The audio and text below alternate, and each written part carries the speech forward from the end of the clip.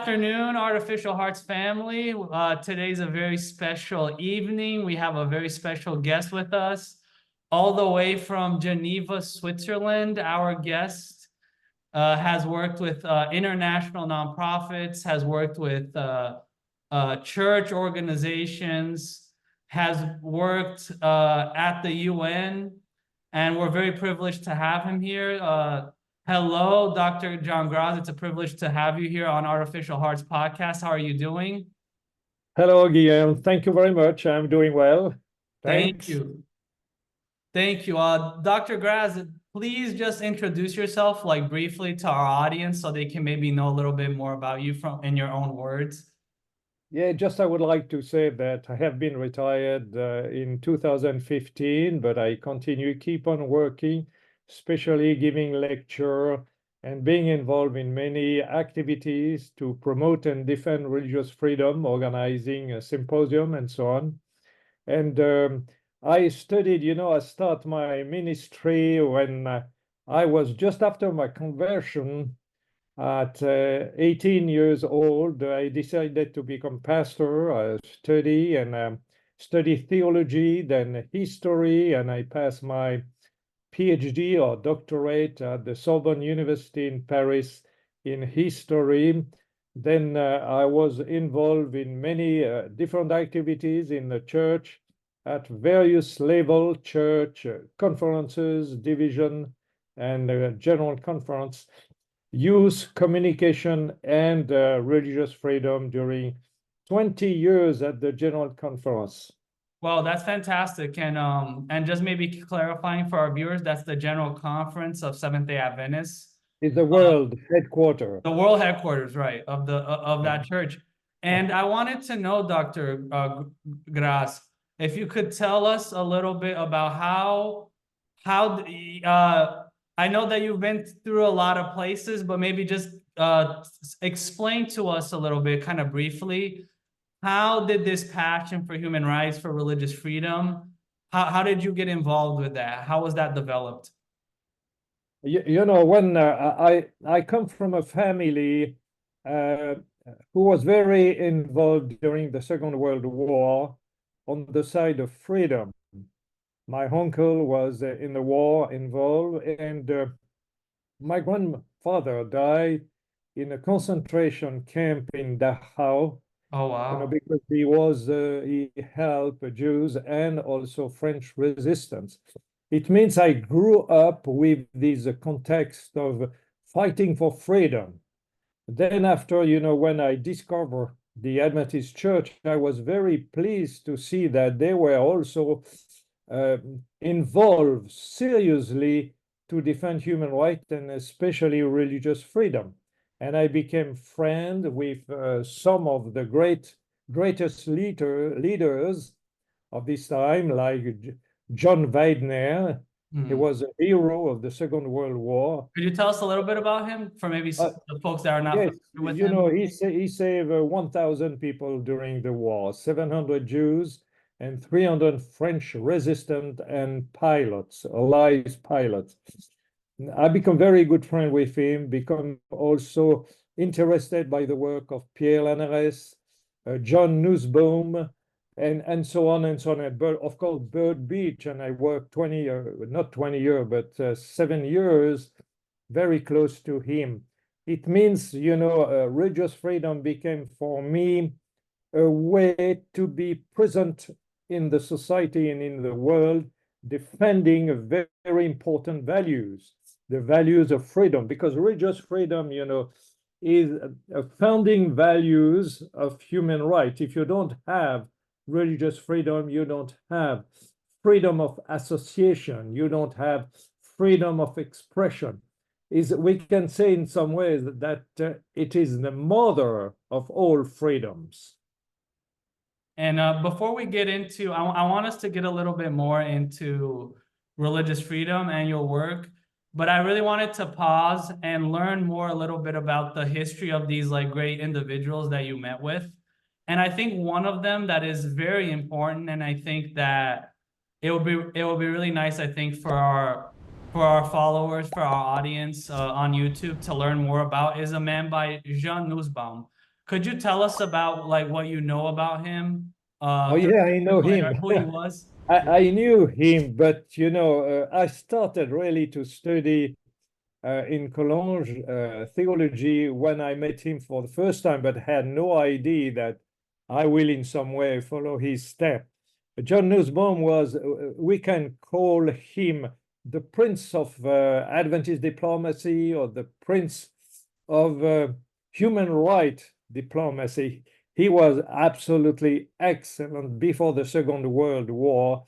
He was already related with the League of Nations, defending the freedom, religious freedom. Then after, he became friend of Eleanor Roosevelt. And you know that Eleanor Roosevelt was the wife of President Roosevelt, and she was also the mother of the Universal Declaration of Human Rights. And he became friend with her. And of course, we can imagine that he had many, many talks with her on the International Declaration of Human Rights, and especially about Article 18, about religious freedom. Then also, he had a great dimension, great activities. He founded the academic journal, Conscience and Liberty. It gave him the possibility to meet very important people. Then also he organized in Europe the International Association for the Defense of Religious Freedom, and he worked closely with the United Nations. He was a fabulous speaker, and also he recorded many radio programs. He met many top level people. He had this gift of meeting people and having always something to talk with them, and defending his philosophy, his diplomacy. I can call it a soft diplomacy. It means he was always trying to respect people. So basically what you're telling us is that the religious freedom, the freedom of conscience statement that we have in the Universal Declaration of Human Rights is the product of a Seventh-day Adventist, John Nussbaum, right? Not really. I will not go so no, far. really, not that far. Okay. I just want to say that we were there. We were there. Okay, we were there. And we meet people, very important people, and that's difficult to say. But probably, meeting them, we push. But I will not say that we had a great influence. It was just after the Second World War, and people were really anxious to set up a document to protect for the future not only religious freedom but human rights. They did not want to have a new war, with the extermination of the Jews. They did not want to see again people or believers be accused and also exterminated. Wow, that's amazing, the story behind that. And I know that we've been mentioning a lot about Seventh-day Adventists, religious freedom. Could you maybe just explain for our audience, because we have a lot of viewers at Seventh-day Adventists, non-Seventh-day Adventists, we have different religious traditions. Yeah, I would like to say that, religious freedom was born with us. It means that is something we did not learn about from the beginning. Our pioneer defended the slaves, and after, we receive the concept of the value of religious freedom from the Anabaptists, from the Baptists, and of course from the gospel and all the Bible, the freedom to choose. But I just want to share with you some date. Please, go ahead. Yeah, 1889, we start the National Association for Religious Freedom. We were already involved in defending religious freedom, but we start the association. 1893, the National Association became the International Association. 1903, we organized in the church, in the structure of the church, the Department of Religious Freedom. we are the only church having a department of religious freedom still today. In 1906, we start the magazine Liberty magazine, which is the #1 of the magazine about religious freedom. You know, we reach 200,000 copies during a long time. It means really at this time, before 1914, we were already known as a champion of religious freedom. Then after we continue, we organize association, we develop our cooperation with the United Nations. We organize the largest meeting gathering on religious freedom, filling a stadium with 45,000 people and so on, and many, many symposiums around the world. You know, which is interesting is we are probably the most constant organization defending religious freedom from the 19th century. Well, that's amazing. And I want to hear now more the work that you have been doing, that you've done before you retired in this organization, right? You were the leader of this department that you just mentioned, the oldest department in a nonprofit organization dedicated to religious freedom. Both the PARL, which is the Public Affairs and Religious Liberty Department of the Seventh-day Adventist Church, and also the International Religious Liberty Association that you're still working, right, with. And I wanted you to maybe tell us about one of the experiences that you've had. I know you've done a lot of work in Brazil. We have a lot of viewers in Brazil, and I wanted to know about the stadiums that you packed for the religious liberty conferences in the 90s. How did that happen, and how was that? You know, when I began my ministry or my position as Secretary General of the International Religious Liberty Association, I thought that because I had a very good team, I had Dr. Beach with us. Dr. Beach worked especially with the inter-churches and inter-religious relations. I could concentrate myself on developing the International Religious Liberty Association. We organized many symposiums around the world. That was something very important. I organized 4 world congresses during 20 years, 4. And after we organized the largest meeting gathering on religious freedom to promote religious freedom. And my philosophy was, you know, if we want to meet very important people, we have to organize important event. And this is why we start in Brazil with the first Festival of Religious Freedom in Sao Paulo with more than 12,000 people in Sao Paulo. Was there anything special about Brazil? Sorry, I don't mean to interrupt you, but just out of curiosity for why you chose Brazil, or it just happened to be like a good location? No, because, you know, yeah, right. You know, we start to work with Brazil. That was my first international world congresses, and we had to decide where we have to go.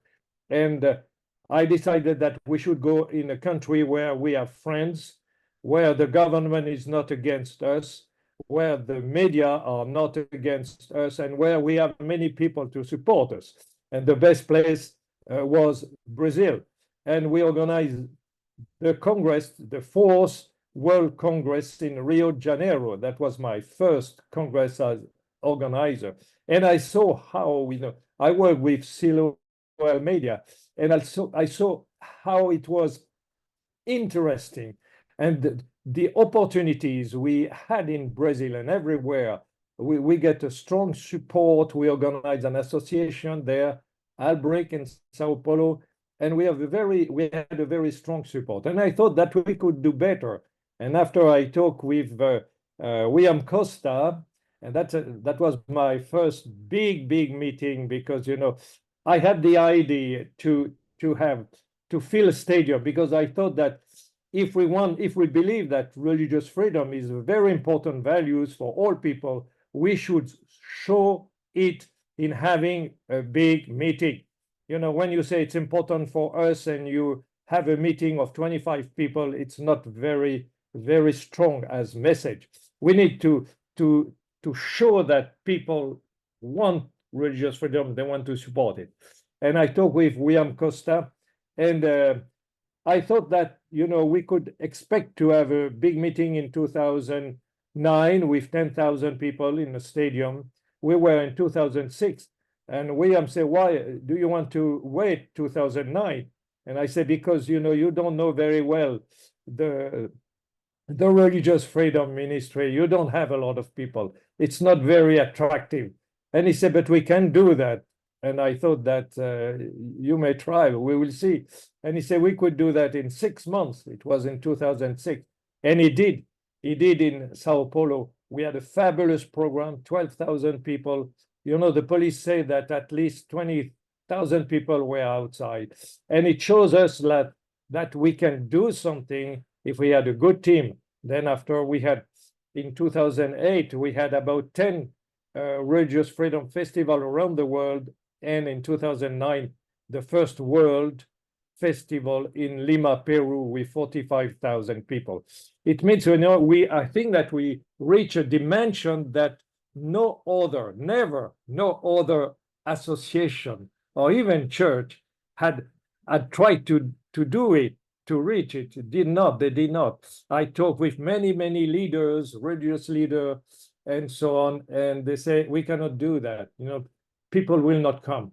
But it shows that we had this capacity of mobilizing people. And of course, in mobilizing so many people, we get, the governor, we get minister of government, we get ambassadors, and the message was very strong. And of course, it was a meeting for all. We invited people from different religions. We gave them the word. They were able to speak and to share what they believe. And it was the same in our symposium, in our Congress. We always invited people from different religions, different churches. That was part also of our philosophy of religious freedom. Oh, wow, that's amazing. And I think that this experience has given you so much knowledge about public affairs, about religious freedom. And I know we talked a lot about the work of religious liberty activism, the work of promoting religious liberty. But I wanted to know from you, throughout all this experience, I think you have more than 20 years of experience, right, in the department, working. 20 years at the world level, but at the European level, the national level, I have more. Wow. Oh, wow. So yeah, so longer than my lifetime. And I wanted to know then, how do you, as a specialist in religious liberty, how would you define religious liberty to a lay audience? And how is religious liberty different from, let's say, ecumenism? Yeah, some people believe that because, some people see us shaking the hands of people from different religions. And some people believe that, and now he's changing his religion because he checked the hand of another leaders. That's interesting. But, there is no comparison between religious freedom and, you mentioned, ecumenism. It's two different things. The goal, because I had a good relation with people from every religion, the goal of ecumenism is to try, it's a dream. It's no longer another thing that a dream. It's try to have one Christian church. Instead, it came from, people saying that Christians are always fighting each other. They have involved in so many divisions. If we could be together, we would be stronger, and our testimony, as Jesus said, will be stronger too. But they try to build. That was the goal, the dream. But of course, you have these movements from diversity to unity. Religious freedom has nothing to do with what you believe, with the doctrines of people. Religious freedom has one goal: to let people free to decide if they want to have a religion or not. Religious freedom is also the freedom to have no religion.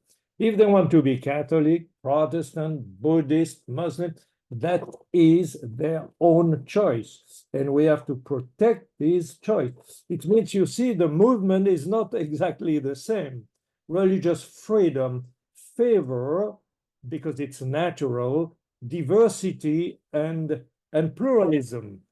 And ecumenists drive to have people all together.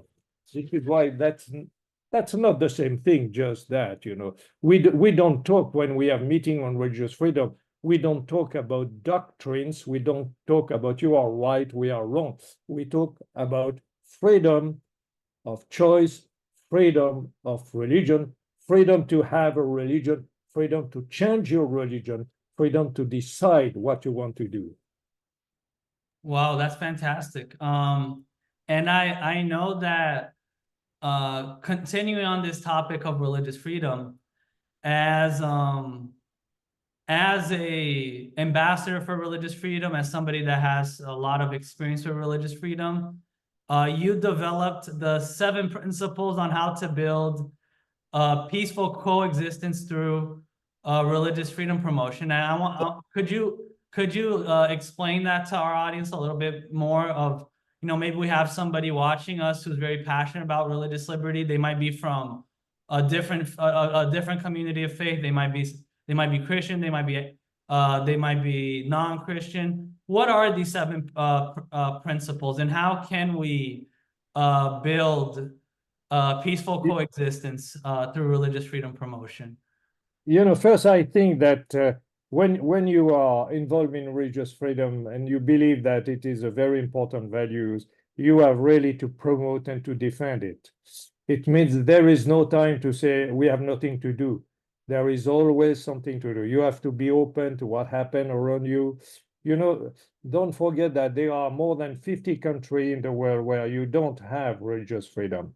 About 70% of the world population are living in countries where there is no religious freedom. It means, and in some countries today, it's a very, very difficult. You have no right to change your religion. You have no right to to have no religion. That's very difficult. It means that there are a lot of things to do. And we can see that people are not interested in defending religious freedom, because where you have religious freedom, they believe that it will be forever. They don't imagine that it can change. But history shows us that it changes. In many places, you know, you had religious freedom in the past, and today you have not. It's finished. I think that promote and defend religious freedom on a regular basis. One of the problems we had is, you know, we have some association, they start well 1 year, 2 years, and after it disappeared, nothing happened. You organize a great meeting, but after nothing, during 10 years, nothing happened. That's not good. You have to work on a regular basis. Second, we should make the association of religious freedom strong, to support them. Third, to develop good relation with others. You know, one of the key in the work of religious freedom is to develop good relations with people. Four, to respect others. And you have to make a difference between what people are believing, what the beliefs of people, and the person, and the people, the human being, you know. And fifth, be an agent of peace. You know, it's a very important, when you don't have religious freedom, it's very difficult to have peace. And when you don't have peace, it's very difficult to have freedom. It means it goes together. And also to be honest, when you disagree with people, you know, sometimes when we disagree with people, we try to see what is the worst in their side and the best, and we compare with the best in our side. We should do it differently. We should see what is the best on each side and see how we can work together. Because at the end, you know, there are something we can do it together. You know, at the end, we have to live together. It means what is the best, to fight each other or to live together? There is no discussion about the best is to live together, being different and having different beliefs. Be honest. I should also be honest when you disagree with people. Never forget that integrity is the best testimony you can give when you defend religious freedom. You know, if you are not sincere, if you are not authentic in defending religious freedom for you and for others, you lose your credibility. Be patient and listen to those who disagree with you. Patience, it means, you know, you cannot change. Rome was not built in one day, you know, it takes time. It takes, we can see that it takes time, but you have to be patient and to persevere. Be faithful to God, and as a Christian, I think that you should find, if you are a believer, a place to pray God and to be faithful to God. Don't forget that the first mention of religious freedom was about freedom of choice, and it was in the first pages of the Bible.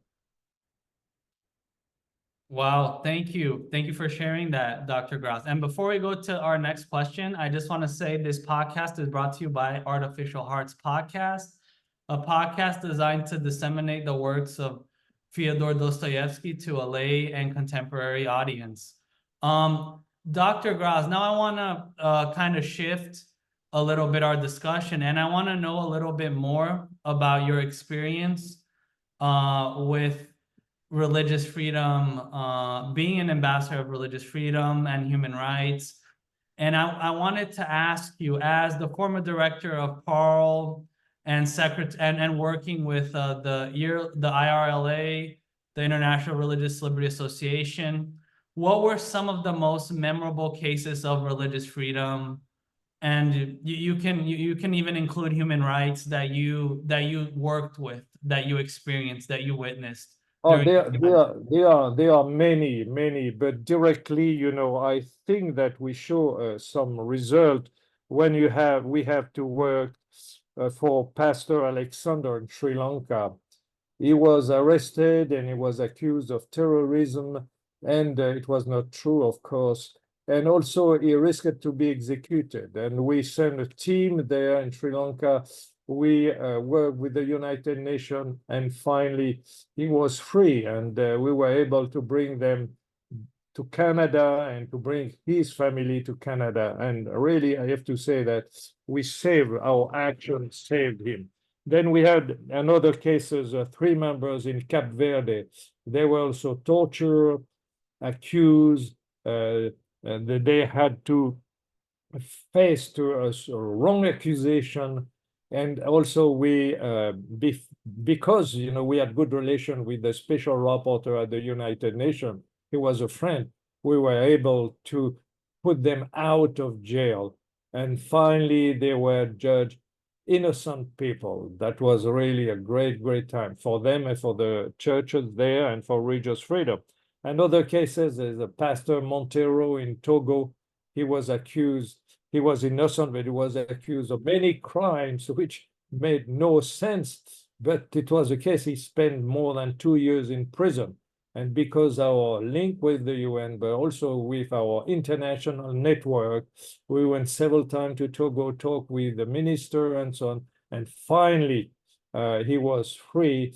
He was not accused anymore, and he was declared innocent. But unfortunately, his 2 friends from Togo are still in jail. They are totally innocent, but they have been in jail for more than 10 years and now more than 15 years, you can imagine. And I visited the prison there. That's something you cannot imagine. It's terrible. We had also a member in Pakistan. You know, in Pakistan, there is a blasphemy law, and it's terrible. People are arrested without any proof, that just people say, you know, commit blasphemy. And one of them was accused, totally innocent, never did that, but he spent several years in prison. We started, you know, we organize a working group. When we have case, we organize a working group. We built a strategy. It took more than 10 years for him to be free. And finally, he's free now. But you know, when someone in some countries is free, you have really immediately, you know, take him and bring him out of the country. If not, you know, he may be assassinated. And this is what happened. It may be killed. This is what happened often.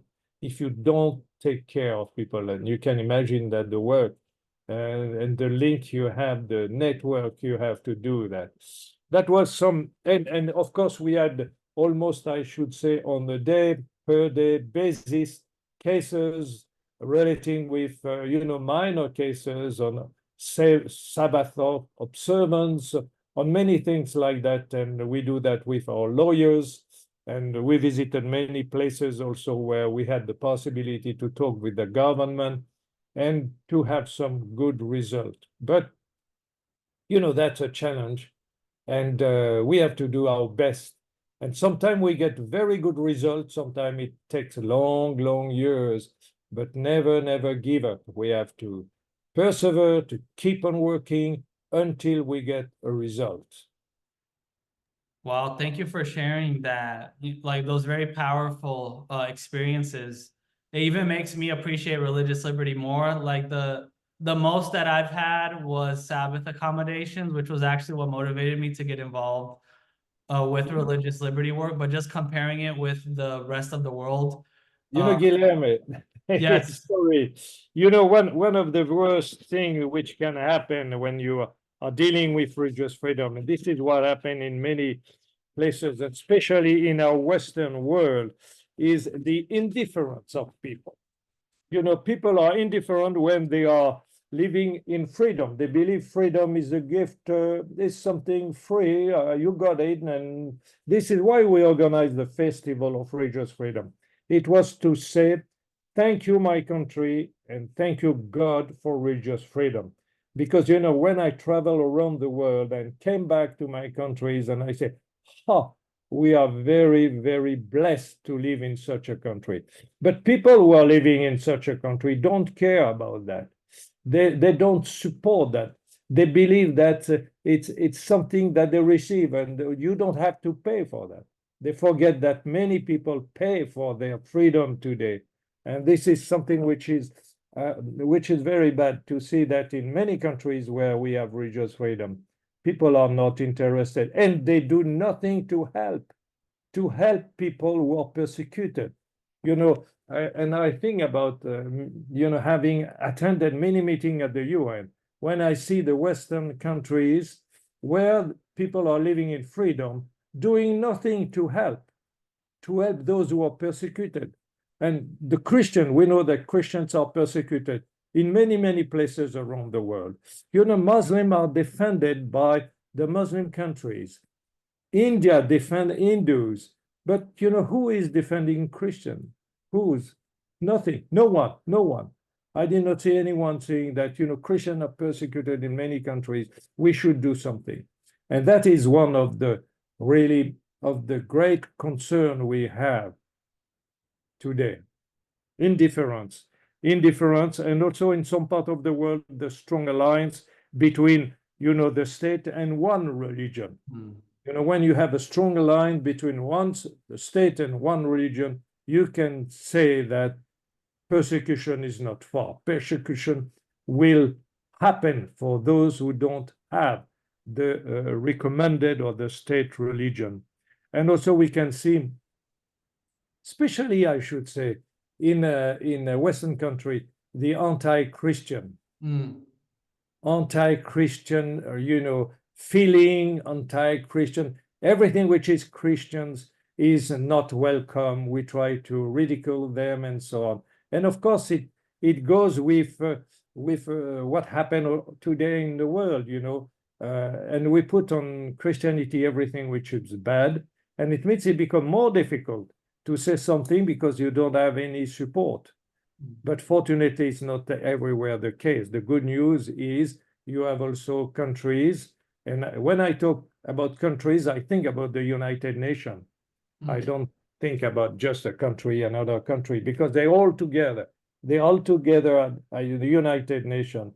And when we have issues like, the resolution on blasphemy or the resolution on defamation of religion, and you see that countries, I did not mention anyone, but countries where they have a full religious freedom doing nothing to support religious freedom or doing nothing to say, no, we cannot accept a resolution which threaten freedom of expression and religious freedom. Wow. And yeah, I think even some of the reports, I don't know if it was the Pew Research Center, so don't quote me on that, but it shows that there's been a lot of restrictions that have been increasing on religious freedom. So I think, to your point, I think those of us who do support this right and who really believe in the importance and the value of religious freedom, now is the time to also have the value of courage to speak out and to really defend this right. And I think one argument, you talked about the challenges, and I think like one argument that I've seen critics of religious freedom or people who are indifferent to religious freedom, that, like you mentioned, is that religious freedom is just a strategy for minorities to take over majorities, right? But you know, that's correct. Yeah, or some people say that it's outdated. So I wanted to hear from you, like why do you think this right is so important? Why is it so important for all of us to defend the sacred right of freedom of religion and freedom of conscience? Every religion can be a minority in one country or another country. It means some people believe that they have a strong religion, a strong majority in their country. They can do what they want. They can persecute others. They have no problem. But the problem is that they have their sister and brothers and sisters in some other countries where they don't have religious freedom because there are other religion or another religion which has the status of national or state religion, and at this time they are persecuted. It means they persecute people where they are the majorities, but they forget that they can be persecuted where they are the minorities. It means there is no way to say that we are the majority, we want to impose our religion, because one day or another, the majority will change. And if you persecute people, you may be persecuted later on. And also in a country, if you persecute people in your country, but of course, those who are persecuted, when they are living in a country where they are the majority, will not be very nice, very open to respect you, because you don't respect them when you had the power. It means really everyone has a benefit to respect religious freedom. Is good, it is good for all, and it is good for living for peace, it is good for being well acquainted to each other. You know, we can live together, we can build things together and have a different religion. What is the problem? Religion is a private thing, you know, you live, you don't want to impose it, and you can live in peace and in harmony with people, even if you are different. Wow, that's amazing. That's fantastic. You know, another thing that I think as well, I think that a lot of the places where they enforce the religion, they don't make good like believers. Like I think kind of, you know, Europe, you had state churches, and you also had a lot of unbelievers because people were just tired of having the religion forced upon them, right? So I think the nature of religion and the nature of faith is something that it can be coerced. It can only come from the heart, from faith, you know, and devotion to one's God, and it has to be by persuasion, by change of the mind, right, and not through the gun or through force of arms. And you know, Guillaume, one of the big tragedy, especially of Christianity, is when the religion accepted to become one with the state, and the united between state and religion is terrible. This is why one of the principles of the Adventist and also of the association is really to have religious freedom for everyone, freedom to choose, but also to separate the state and the religion. It has to be different, and we can be inspired by Jesus when he mentions Caesar and God. That's different, two different things. And that is very important because, you know, corruption is really very close when you have power. Even if you are religious, even if you are a church or a religious group, if you have the power, you can be corrupted easily. Yes, I think those words are very, relevant for our time when there's a temptation to unite that we're seeing more and more, especially with like the nationalist movements and the populist movements, to unite religion with the state. I think that's always going to be a temptation, but the consequences, like you said, are very disastrous, right? I think about, Jesus says, "My kingdom is not of this world," when he met Pilate, when he was being tried. I think of you mentioned the Anabaptists. I think of Balthasar Hubmaier, who was burned at the stake, who was an Anabaptist martyr from who was in Switzerland, right, close to where, in the German part of Switzerland, so not Geneva, but Switzerland. And he says that faith is a work of God and not the heretic's tower. So I think that's something for all of us to consider about living out our faith in freedom and in gratitude, as opposed to using the power of the states. And I wanted to, oh, sorry, do you want to say anything to that, Dr. Graz, or? To do what? Oh, no, I was just wondering if you were going to say something. I didn't. No, just I think that this question of church and state, alliance is, we can understand that people in charge of the state say that, if we can bring together religion and the state, it will make the state stronger. That's correct. But on the point of view of religious people, the point of view of the faithful people, it's not good, because they are, you enter as religious people, you enter in the realm, the kingdom of power, and it's no longer what I believe, it's what will be the benefit of what I believe if I bring support to this one or to this one. And that is not what as a Christian, that is not what Jesus showed us to do. We are part of the kingdom of God, first the kingdom of God, and we want to be a good citizen and to help people to serve the state as the best we can. But we cannot ally, we don't want to ally our faith to the faith of the state. That's different. Oh, wow, that's great. And I think as we kind of wrap up our discussion today, I wanted to end a little bit on a lighter note. And Dr. Graz, you've spoken for multiple committees, organizations. And I think like one organization that you have experience working with individuals is the UN. And I wanted, if you could maybe tell us about how that experience was being an ambassador from the church to the UN, from the Seventh-day Adventist Church. And what advice would you give for like a young person who's maybe interested in working in human rights and working with religious freedom in an organization like that?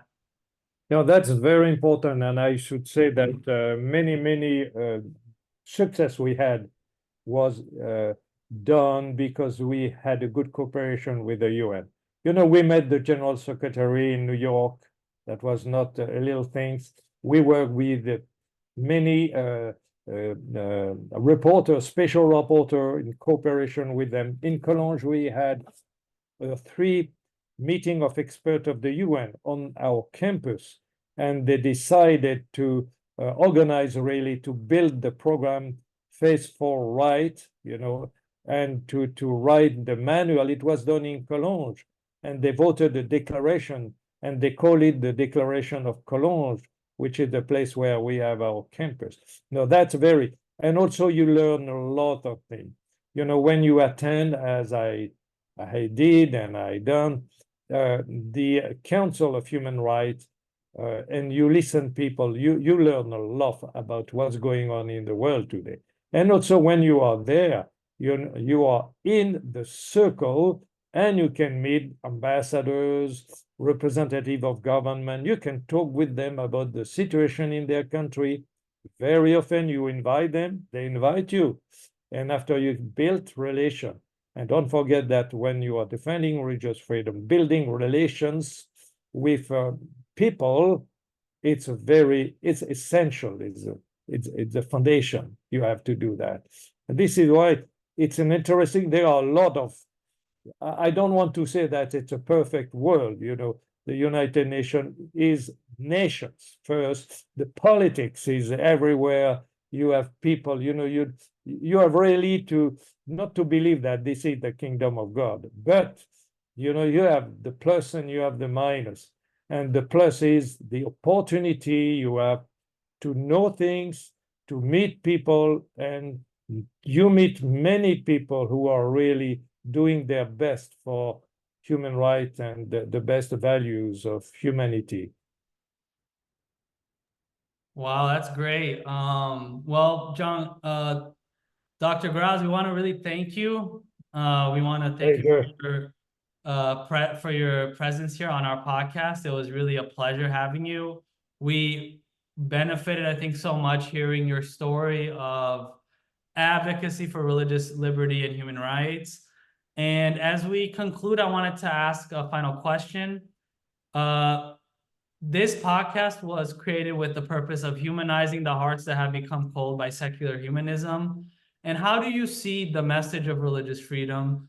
How do you see these principles of freedom of conscience, of religious liberty for all, as humanizing us and helping us come closer to our Creator?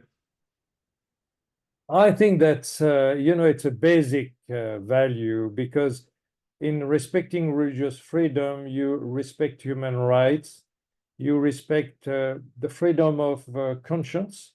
It means you accept that people can be different and they are different, and you respect their differences, and you learn how to do something with people who are different, instead to fight each other, to find a common way to build a better world, And so it's so important today to work on building a common world where everyone could have a chance to live in peace and to study, to eat, and so on. That's really a foundation. And also the freedom of choice given by God is the recognition that God is a God of love. He wants to educate us, but at the same time, he gives us all the information we need. Freedom of choice need freedom of information. If you don't have freedom of information, if you don't have education, how can you have freedom of choice? To make a good choice, you have to know. And it is so important to have the knowledge, to have access to the knowledge. And after, God said that, he wants to build a relation of love with us. There is no love without freedom to love. And God accepted the fact that his creatures decide not to love him. I don't love you. I don't want to live with you. God said, okay, that's your choice. And we have the freedom also to say, my Lord, I love you and I want to work with you. That is a foundation. Remember, freedom means you have to think about the choices you have. You have to try to have more knowledge. It means without freedom, we can see that in many places around the world, when you don't have freedom, people are not able to develop their own talents. They are always under the pressure. They cannot do that, they cannot do that, they cannot do that. But where you have freedom, you can see that people have many talents, and they can put their talents to the service of the society. Of course, it's not done automatically, but that is a way. You have a way where you have freedom, and you have a way where you don't have freedom. And if you are not convinced of that, I invite you to visit some countries and to spend some time, 6 months, 3 months in some countries, then to come back to your own countries and to see if there is a difference or not. Dr. Graz, thank you so much. And we will follow your advice. I think that's an invitation for all of us to appreciate more religious liberty and freedom of conscience. And thank you again for being our guest here on Artificial Hearts podcast. And for those of you who are watching, please subscribe to our channel and don't forget to like our content. Thank you very much. I'm Guillermo. Thank you, Guillermo. Thank you very much. May God bless you. May God bless you. Take care. Bye-bye. Bye-bye.